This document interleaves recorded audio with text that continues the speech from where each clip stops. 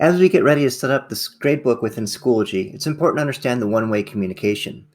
Infinite Campus will tell Schoology courses and rosters, and Schoology will tell Infinite Campus assignments and grades. It's important that we're consistent with the categories that we use in both systems, so that way things match up properly.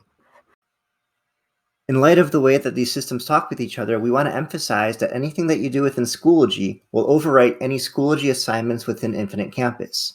So if you ever do need to regrade an assignment for a resubmission or anything else, please ensure that you regrade it within Schoology first. If you feel like you don't need to use Schoology for a particular assignment, then don't. You can just go ahead and create it like you would normally. Don't feel like you have to force something in Schoology if it doesn't quite belong there. And lastly, please ensure that you know that Infinite Campus is the grade of record. A little bit later on in this video, we are going to be turning off the overall grade column within Schoology. And the purpose of this is to keep you from the grief of students who are going to be grade shopping against you.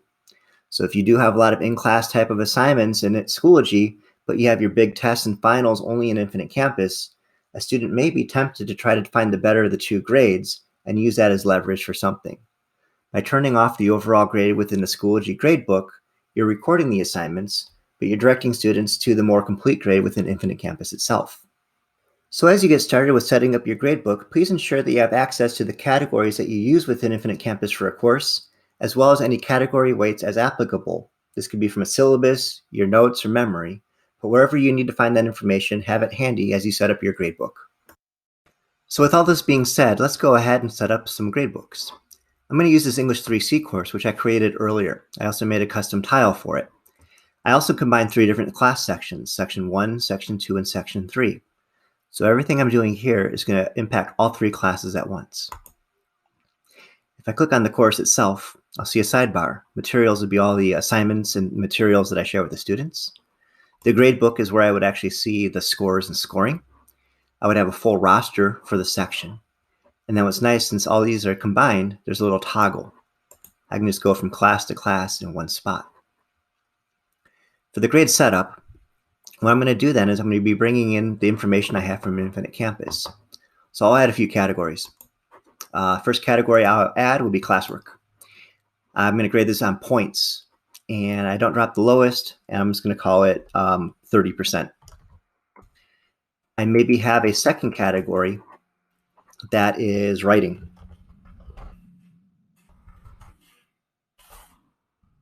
And I also use points. I don't drop. I make my writing category worth 50% in this class, say.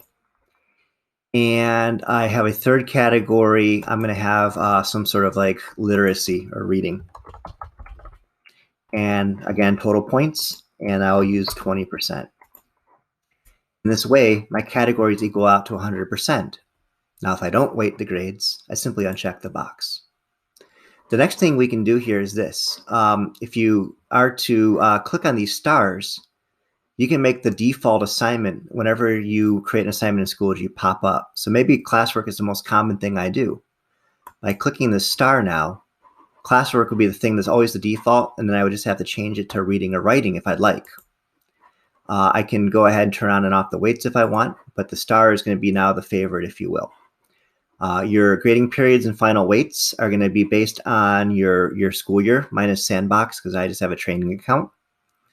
And the next thing I want to make sure that you understand here at the very bottom here is to hide the overall grade in the student grade report.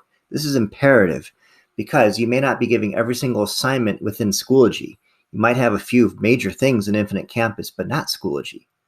The temptation, if you have this thing unchecked, is that a student sees that they're doing great with the classwork, but they're not doing very great with anything else other than the classwork.